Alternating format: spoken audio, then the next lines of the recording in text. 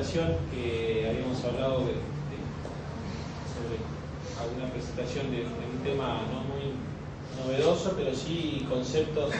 o mi enfoque sobre la elección de los tallos cementados en el hospital italiano, el porqué, un poco la historia, y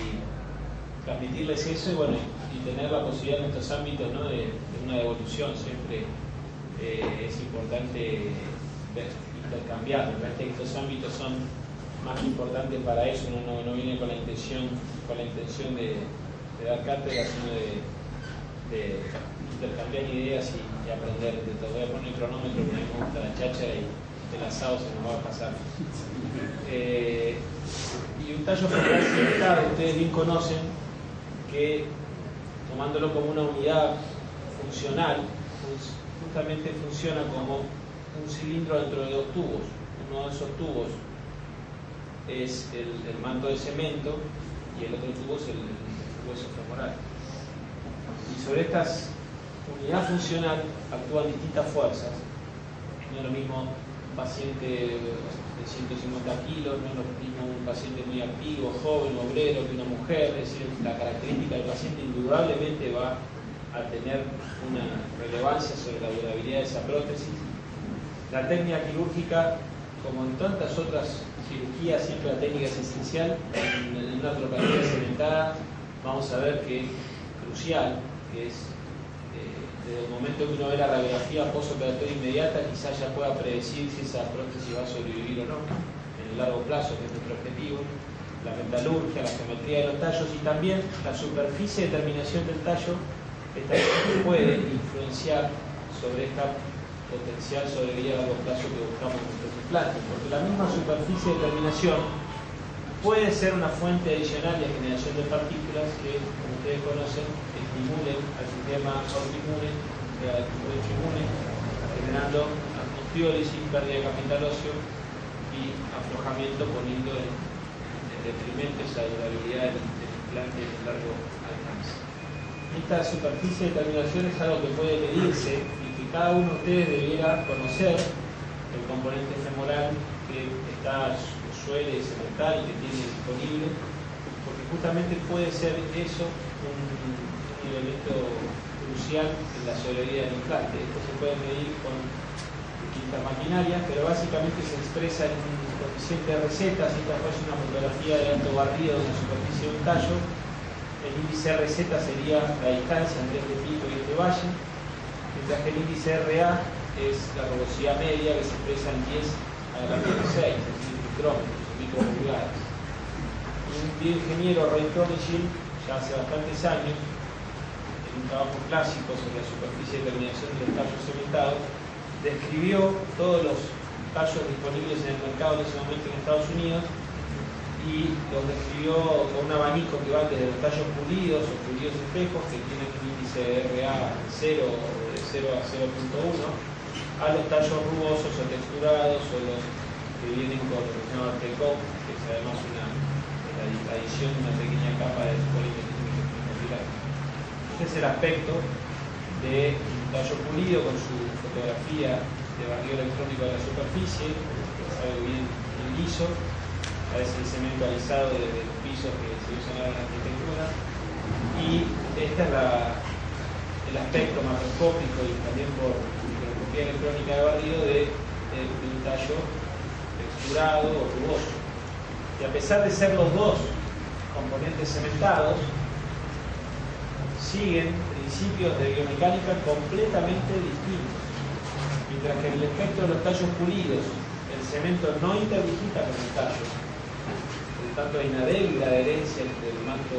del cemento y el vástago metálico. En los tallos rugosos, el cemento interdigita firmemente con el tallo, y esto es lo que se busca, y por lo tanto hay una fuerte adherencia mecánica, y los tallos, como les decía Pre-Coat, esta adherencia mecánica se potencia con una adherencia química, buscando una firme adherencia entre el tallo y el cemento. Vamos a ver eso, qué consecuencias puede tener la durabilidad del implante. En este mismo trabajo marcan este gráfico, la relativa adhesión del cemento con el tallo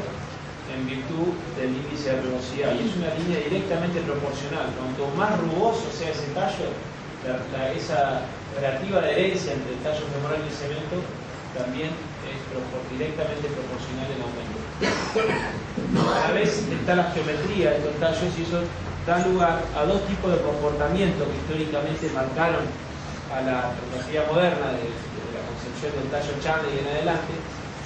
que son el cono deslizante, o del inglés el tapered, que esos son básicamente los tallos pulidos, y el cilindro compuesto, que es mate o rugoso, que es el llamado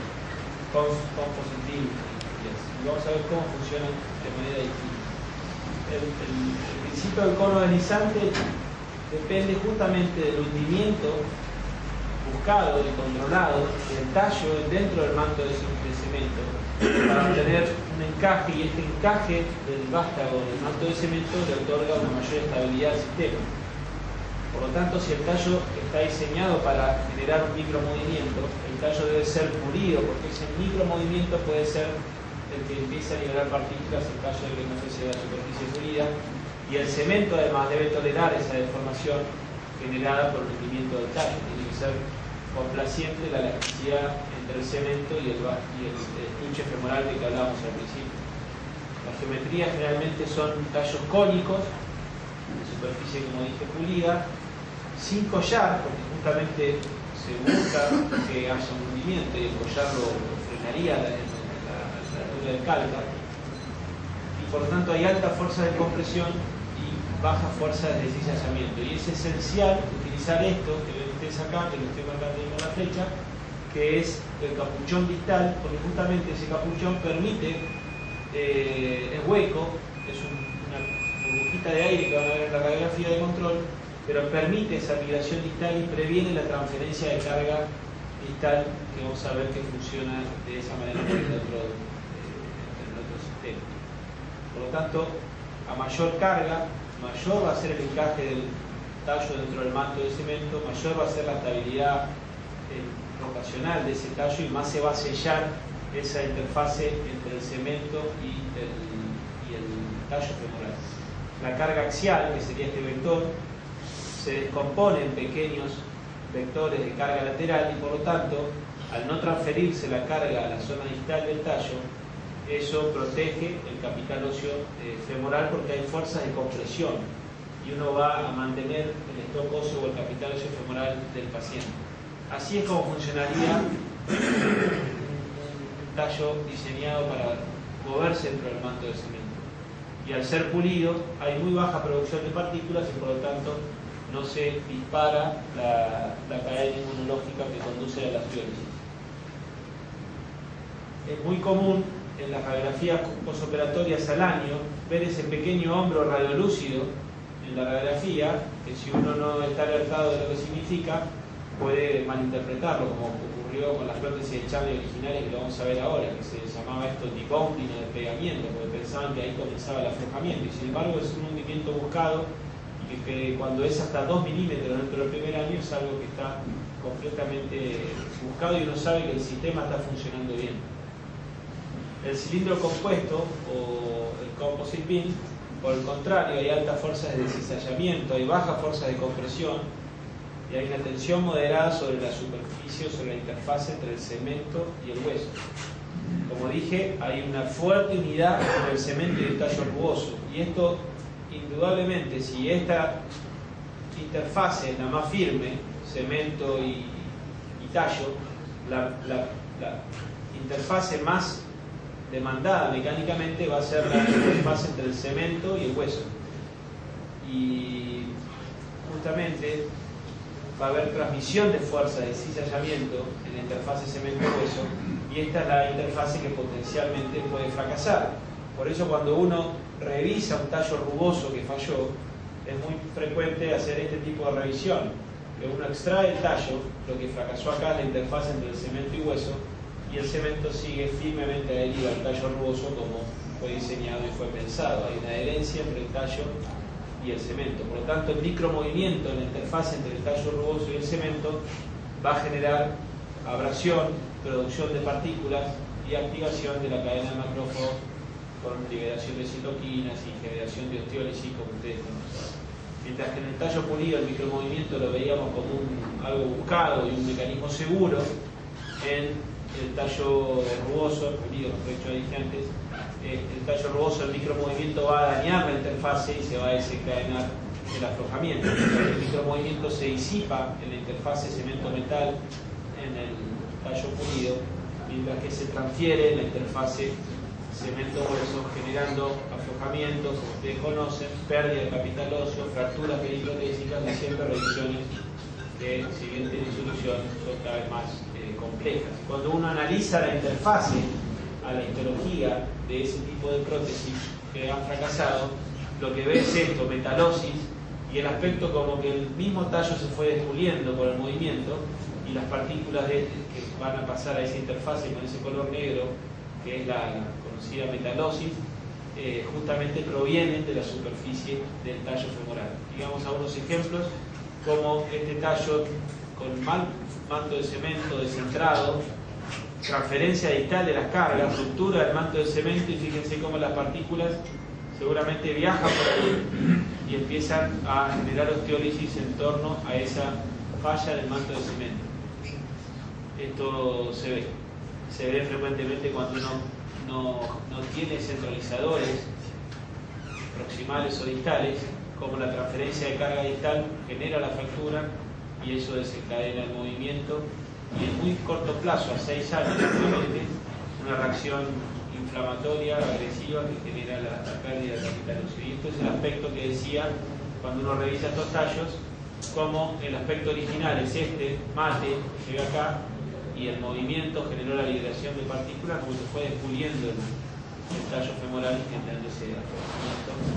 como este otro ejemplo que ven en la punta del tallo, y como la osteólisis rodea esa punta del tallo, generando riesgo de fractura periprotésica. Veamos un poco la evolución del tallo Chamley, que sigue siendo nuestro horizonte cuando uno trata de comparar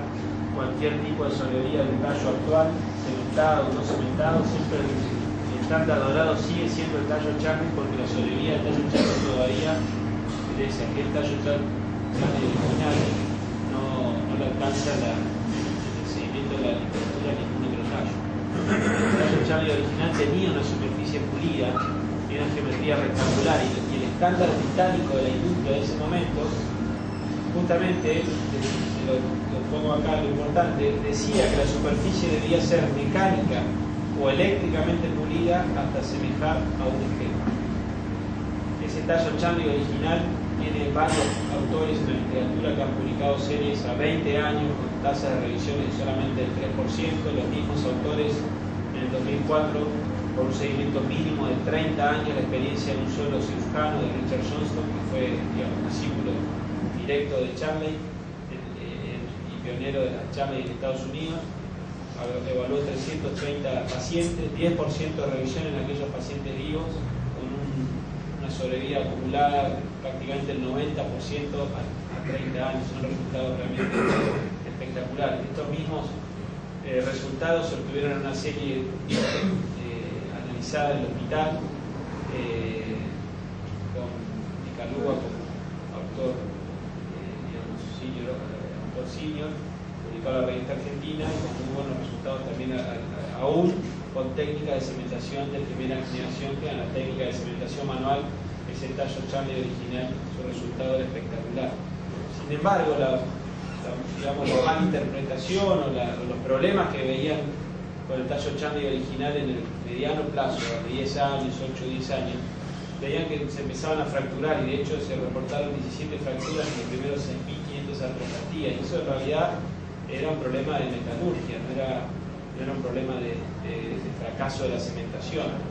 Y también, como dije, se empezaba a ver esto en la radiografía y se llamó debonding, despegamiento. Dijo, acá algo está pasando, acá se empieza a fallar. En realidad este debonding era parte por el hundimiento y parte por la metalurgia, que generaba una deformidad plástica del tallo Chamley, y se veía eso en las radiografías. Daniel Berry en la clínica Mayo, mucho tiempo después, evaluó la historia natural de ese fenómeno llamado debonding o despegamiento, y ver qué impacto tenía sobre la sobrevida a largo plazo de los tallos Chamley originales. Y él vio que cuando ese despegamiento en el área llamada área 1, en el hombro de la prótesis, menos de 2 milímetros, no tenía ninguna consecuencia en la sobrevida del implante, y que en cambio cuando era mayor a 2 milímetros, sí eso generaba un riesgo estadísticamente significativo de revisión en el corto plazo. Pero esos dos principales problemas de ese tallo Chanley original generó las modificaciones del tallo Chanley original. Y el tallo Chanley se buscó hacerlo más firme la adherencia entre el tallo y el cemento, con aletas, con cambio de la geometría y también con cambio de la superficie de terminación, que de pulido pasó a ser mate, con un índice de RA mucho mayor, de 0,05 a 0,64. Desmond Doll publicó que cuando cambió su artroplastía en virtud de las modificaciones de la geometría que imponía la industria, aumentó 4 veces, 400% la incidencia en sus manos de aflojamiento del tallo femoral, comparando la Chanley original pulida con solo 3% de aflojamiento contra 11% cuando los tallos Chanley subsiguientes modificaron. Otros tallos no Chanley ocurrió exactamente lo mismo. El tallo el T28 pulido contra el TR28 1.3, el tallo Exeter cuando también se vio influenciado por las modas de la industria, y también lo pusieron la versión más rugosa del tallo Exeter, y también dieron los mismos resultados clínicos en distintos trabajos. Fíjense, 0% de revisiones por aflojamiento aséptico en el pulido contra 6 revisiones en solamente 25 casos del tallo mate Exeter Monoblock, que tuvo su versión rugosa, y tiempo después, en virtud de los resultados, se abandonó la industria del tallo rugoso Exeter y volvió a ser el tallo pulido original que también ustedes conocen y que siguen teniendo excelentes resultados en el largo plazo. Como ustedes ven en este trabajo, aflojamiento aséptico 93.5% de sobrevida en un trabajo que es a largo plazo, prácticamente 30 años de sobrevida. Y otras, aún en pacientes jóvenes, 0% de revisiones, incluyendo solo las revisiones asépticas, y cuando se toma toda causa de revisión solamente 1% en gente joven a 10 a 17 años, con 12 años de seguimiento promedio, resultados realmente envidiables. Otros tallos como este de Zimmer, que es el Versis, que a mí me tocó analizar cuando estuve con Eduardo Salvati, con Alejandro de la Valle en New York, también excelentes resultados en este tipo de tallos, que simplemente son tallos cónicos, pulidos, colocados con buena técnica quirúrgica, ni más ni menos. Y esto contrasta con la gran tasa de reportes de fracasos tempranos de los tallos rugosos. Fíjense, revisiones asépticas del 6, 18, 13, 11%, 5% en plazo de seguimiento intermedio, salvo este que analiza de 10 a 20, el resto de menos de 10 años, esos tallos fracasan. La fijación semoral cementada hoy en día es probablemente no tiene discusión comparado con un tallo no cementado. Después estará en posibilidades, disponibilidad, gustos, tiempo, pero pienso que los resultados en el largo plazo de un tallo cementado pulido contra un tallo no cementado, todavía vamos a ver después en la segunda charla de cementación cómo los resultados son bastante a favor de los tallos cementados, y sobre todo del concepto de presurización del canal femoral y de la inclusión de estos conceptos que son técnicas de cementación moderna, traen resultados realmente a largo plazo muy buenos. Como consideraciones finales para terminar esta primera charla, cualquier tallo mate que tenga características de tallo pulido o viceversa se va a acompañar en malos resultados. Un tallo mate, la aplicación al cemento debe ser óptima, la calidad ósea debe ser óptima, ya que si hay mínimo movimiento, ese tallo está condenado a tener mayor posibilidad de aflojamiento por la generación de partículas. El tallo Chanley original demostró excelentes resultados a largo plazo, pero aún con técnicas de cementación pobre. Este sistema, por lo menos en nuestro país, no existe más. Las técnicas de cementación han cambiado, y eso nos llevó en la historia de nuestro servicio a también evolucionar hacia otros tallos, reemplazando aquel tallo Chanley original. Y hoy en día pienso que los sistemas cónicos pulidos ayudan a mantener el capital óseo proximal con estabilidad a pesar del hundimiento que se ve y que se busca, y inclusive parece ser un sistema más tolerante aún con una técnica quirúrgica no tan estricta. Por lo tanto, pienso que es importante la elección del implante y si a eso le podemos asociar una buena técnica quirúrgica, vamos a ver ahora en la segunda parte de la presentación, los resultados van a ser mucho